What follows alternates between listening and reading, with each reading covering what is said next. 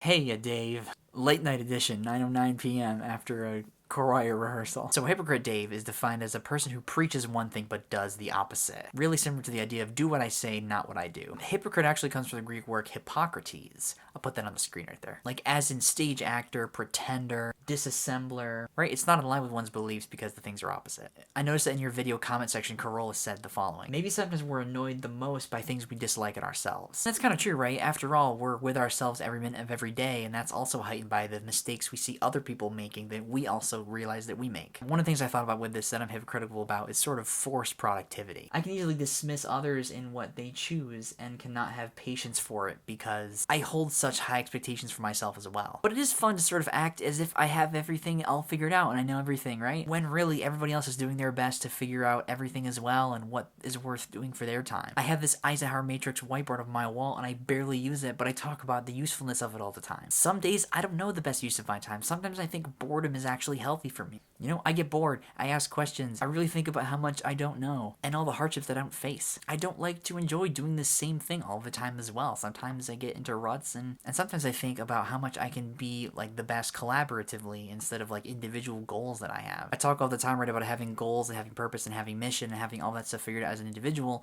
and then I spend a lot of my time just doing interesting collaborative stuff that I haven't started, that I just enjoy and have fun with. Like, I talk all the time, right, about self-leadership, but I wonder how true my actions are to the words that I even say about self-leadership. How much more efficient is adding value focusing on oneself versus focusing on all the other changes other people are trying to make in the world? This is really tricky stuff, and I think it really comes down to the promises that we make to ourselves and the promises that we make to other people. It's a complicated, interesting dance. Words only do so much, but they're still important. It's why it's easy to be a hypocrite. Like some days, right, I say I'm going to go to bed at like 10 p.m. And then I stay up until midnight because I get sucked into something interesting and I feel like my time is best used and that I won't regret that time it was spent even if I'm tired, like for the Project for Awesome. It was so worth it, with me being only on about 5 hours of sleep for the entire time period that the Project for Awesome ran, with cat naps here and there. Like you shared, I really do think that certain ways of being hypocritical are very, very surface level and subtle and won't really affect much, so it's okay. But there are other ways, like regarding values and attitude, that are much more impactful because they're more central to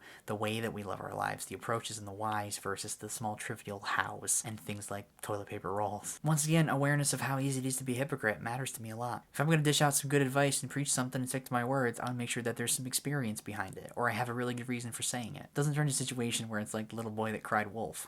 I'm pretty drained from P4A. I'm going to get this up and go to bed. Have a great day, Dave. I'll see you Thursday.